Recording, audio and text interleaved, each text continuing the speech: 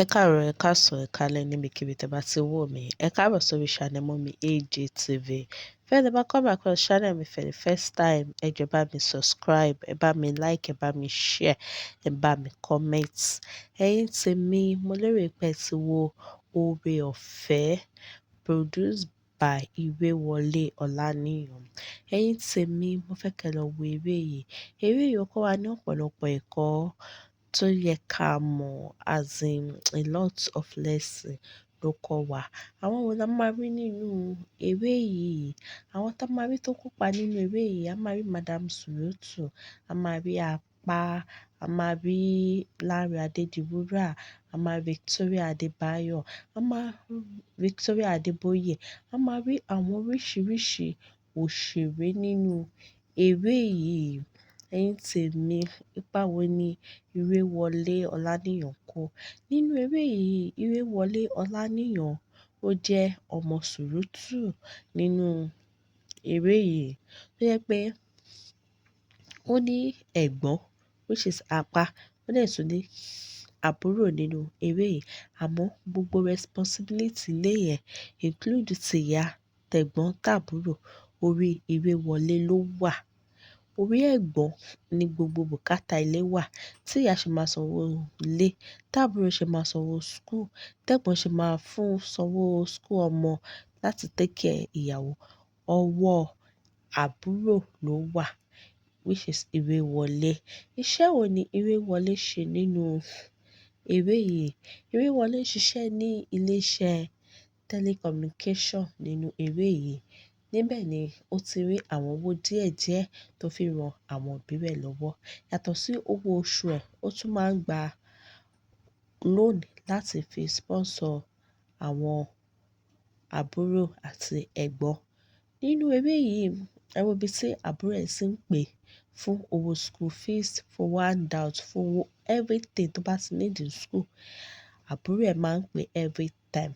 Tàbúrò ṣe pé tán, tó bá ṣe ń drop call náà, the next thing, ẹ̀gbọ́n tún máa pè. Lẹ́yìn ìgbà tí ẹ̀gbọ́n bá pè wípé, ìyàwó òun need owó. Tí ẹ̀gbọ́n bá ṣe ń pè wípé òun need owó, fún ìyàwó, fún school fees ọmọ, òun náà ni ìyá máa pè wípé òun ní party tó ń fẹ́ attend pẹ̀lú àwọn ọ̀rẹ́ òun. So gbogbo responsibility ẹ̀, orí ẹ̀ ló wà. Despite the fact pé ó tún ṣe gbogbo eléyìí náà, òun náà ló tún help boyfriend ẹ̀ nínú eré yìí. Meanwhile, boyfriend ẹ̀, orin ló ń kọ.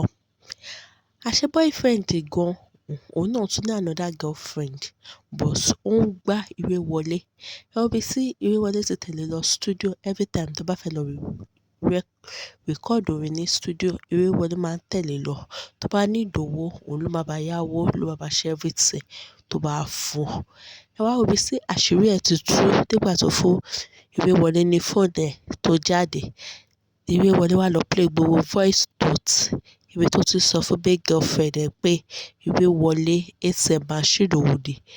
Nígbà tí Ìrèwọlé wá gbọ́ ọ̀rọ̀ yẹn wípé òun ò love ẹ̀, owó ẹ̀ ni òun wà after, inú wá bí i. Ọmọ tó ti react tó bínú sí, ó break up pẹ̀lú boyfriend ẹ̀.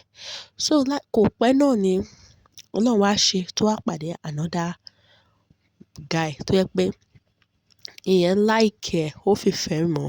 Ẹ wo ibi tí ìyẹn ti mú lọ fún òbí ẹ̀ láti introduce Ìrèwọlé fún gẹ́gẹ́ bí wife to be òun. Ìyá ẹ̀ accept ẹ̀ 'cause àwọn ní owó lọ́wọ́. Ìyá ẹ̀ accept ẹ̀.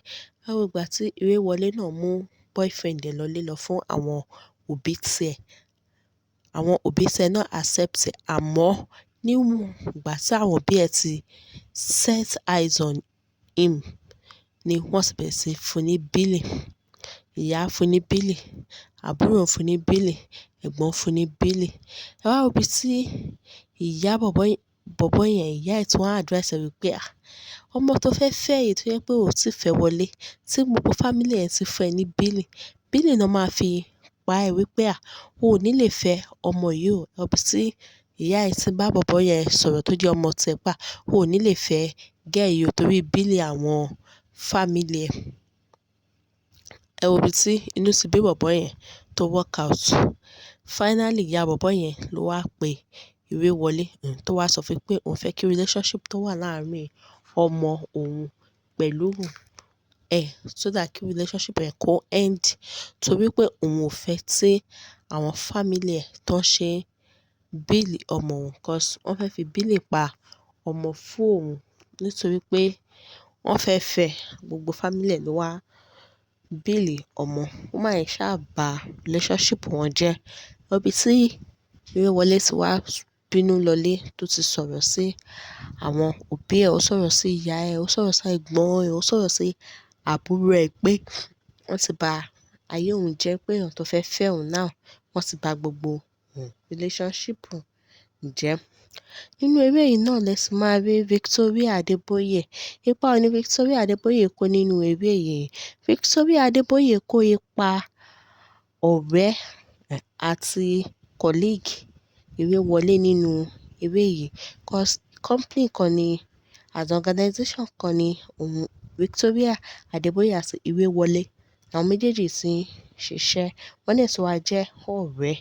So ibi tí ìyẹn ti máa advice ẹ̀ wípé every time ni ìwọ tí ẹ máa ń supply needs fáwọn family tẹ pé ọjọ́ wo ni ìwọ náà ṣe ti take care ara ẹ kó gbéra ẹ jáde kó ṣe one or two things. Ibi tó ti ń sọ̀rọ̀ sí. Ìgbà tó ṣá pẹ́ ṣá tí wàhálà Ìrèwọlé ti wá pọ̀ jù nípa owó tó máa yá ní ilé iṣẹ́, wọ́n wá dà dúró. Ìgbà tó dà dúró tó ń sunkún táwọn colleague ẹ̀ try láti pet ẹ̀ pé kó jọ̀ọ́ pé kó má sunkún mọ́ pé 'cause lóòótọ́ wà hardworking àmọ́ nǹkan tó request ẹ̀ ti pọ̀ jù pé kí wọ́n yá òun lówó léni yá òun lówó lọ́la 'cause ó ti ń yá owó ju salary ẹ̀ gan lọ. So wọ́n ṣá wá dà dúró ní ibi iṣẹ́. Kọ̀mpútà dà dúró tó sì lọ lọ́nà tó ń ronú faint. So nígbà tí ó faint, àwọn Good Samaritan ṣá try láti rush ẹ̀ wá sí hospital. Nígbà tí wọ́n rush ẹ̀ wá sí hospital, ibẹ̀ lẹ ti máa rí Láńrè Adédiwúrà. Ipa wo ni ó kó nínú eré yìí?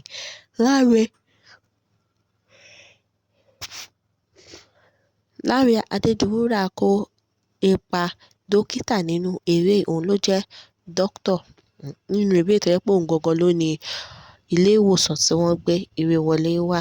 Ibi tó ti attend sí, ibi tó ti attend sí ni ìyá Ìrèwọlé ti wá dé tó sọ wá pé báwo ni ara ọmọ òun. Wọ́n ṣá sọ fún pé kò sí wàhálà pé ó need rest at least ó máa lo 1 or 2 days ní ọ̀dọ̀ wọn. Ìyá wa ní pé kò sí wàhálà. Níbi tí ìyá ẹ̀ ti ní kó ń jókòó kó wọlé 'cause every time ni ìyá yẹn máa ń lọ party tí kò ṣe wọlé bí eléyìí ni ìyá fi ọmọ lẹ̀ ló get out lọ sí party. Nígbà tí ọmọ wá jí tí doctor wá ń béèrè lọ́wọ́ ẹ̀ pé kí ló fà á tó fi ń ronú tí ìfúnpá ẹ̀ fi ga. Ó ṣá wá ṣàlàyé àwọn ọ̀rọ̀ fún doctor. Doctor wá advice ẹ̀. Nígbà tí àwọn méjì ṣá advice ara wọn, àwọn méjèèjì wọ́n wá later fọ́ fúnra wọn tó jẹ́ pé wọ́n wá ń fẹ́ ara wọn.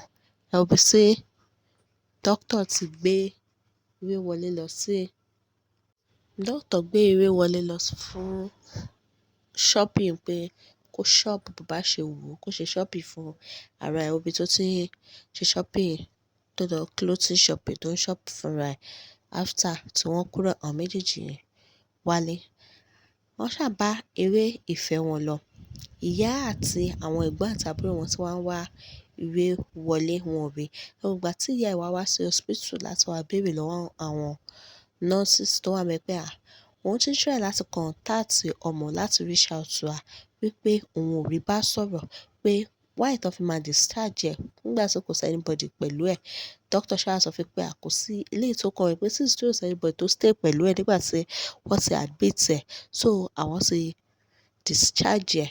Ibi tó ti drag aṣọ bọ́ doctor lọ́rùn pé ó need láti wá ọmọ jáde fún òun. Lẹ́yìn ẹ̀ ni àwọn ìyá àti àbúrò àti everybody tí wọ́n depend lé Ìrèwọlé tí wọ́n lè ṣe anything gbogbo wọn ti wá padà ń ṣiṣẹ́. Oníkálukú ti hustle fún life wọn. Ìgbà tí wọ́n ti wá tí wọ́n ò rí tó ń ti give up. Òun náà bother láti pè wọ́n kò sí anybody tó péra.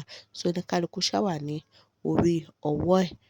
Ẹ wá wo Doctor àti Ìrèwọlé àwọn méjèèjì wá ń fẹ́ra wọn tó jẹ́ pé Ìrèwọlé gan tún wá lóyún fún Doctor. So before then kí Ìrèwọlé tó sick, Ìrèwọlé ta gbogbo jewelry ẹ̀ torí pé ìyá ẹ̀ parọ́ fún pé àbúrò ẹ̀ parọ́ fún wípé ìyá àwọn sick, ó wà ní hospital pé wọ́n dẹ̀ fẹ́ ṣe surgery fún. Ó ní láti ta àwọn gold, àwọn gbogbo nǹkan tó ní, ó ní láti ta láti lè send owó yẹn sí wọn pé kó fi treat ìyá òun. Bí ìwà irọ́ ni. Nígbà tó ní kó wá check ìyá òun nílé pé báwo ni ara, ẹ wo ibi tó ti bá ìyá yìí pé party ni ìyá ń ṣe. Inú ṣá bí ó padà lọlé. So lẹ́yìn ọjọ́ kejì ló wá pé ìyá ẹ̀ wá bẹ̀ pẹ̀lú àbúrò àti àwọn ẹ̀gbọ́n pé kó bá bínú. So lẹ́yìn yẹn ni àwọn méjèèjì ṣá wá fẹ́ra, Doctor àti Ìrèwọlé, àwọn méjèèjì ti fẹ́ra. Ọbí sí Ìrèwọlé ti wá finally padà wá sílé láti wá meet àwọn family ẹ̀. Inú wọn dùn, ọbí tó ti welcome ẹ̀, tó ti wá sọ fún pé kí ló dé wípé ó kàn fi wọ́n sílẹ̀ pé ó lọ bẹ́ẹ̀ yẹn. Wípé láì wípé ọmọdé kú ó sàn ju ọmọdé sọnù lọ. Wípé àwọn ti try láti wá, wípé àwọn ò rí. Wọ́n ṣá wá bẹ̀ pé kó jọ̀, pé kó má bínú sí àwọn. Cause àwọn mọ̀ pé àwọn làwọn frustrate ẹ̀ tó fi bínú kúrò nílé. Pé kó jọ̀, pé kó má bínú sí àwọn. Ṣá wá sọ fún pé òun ò bínú sí wọn, wípé everything ti wà padà bí wà. Ó dẹ̀ wà ní oyún, àmọ́ kò sọ fún ìyá ẹ̀ wípé òun wà ní oyún. Cause plan òun àti Doctor ni pé kí everybody stay on his or her own. Kó bá tí family bá bẹ̀rẹ̀ anything lọ́wọ́ ẹ̀, kó bá ṣe láti fi rí reaction wọn wípé ó bá mọ̀ pé family ò like ẹ̀. So nǹkan tó méjèèjì ṣe nìyẹn. Even despite the fact pé ó padà wá sọ́dọ̀ ìyá ẹ̀, kò sọ fún èèyàn tó ń fẹ́, kò sọ fún ìyá ẹ̀ náà wípé ó wà ní oyún. Ọbí tí àwọn méjèèjì àti ìyá àtọmọ àtẹ̀gbọ́n àtàbúrò táwọn méjì tó ti hug ara wọn, tó ti bẹ̀ra wọn pé kó má bínú, tó ní kálukú wá sọ àwọn nǹkan tó face kọjá, challenges tó ní kálukú face. Ìyá tó ní pé òun ò lè ṣiṣẹ́ torí pé ọmọ send owó sóun. Gbogbo nǹkan tí òun náà face tó dojú kọ, ó bẹ́ẹ̀ sì wá sọ.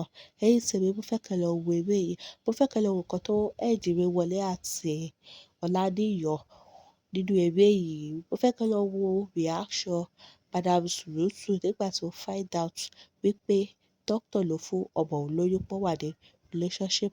Ẹ̀yin tèmi, mo fẹ́ kí ẹ lọ wo eré yìí. Mo dẹ̀ fẹ́ kí ẹ lọ wo nǹkan tí ó end second boyfriend Ìrèwọlé tó jẹ́ pé ìyá ẹ̀ sọ pé torí pé family ẹ̀ bíìlì ọmọ òun wípé wọn ò lè fẹ́ra.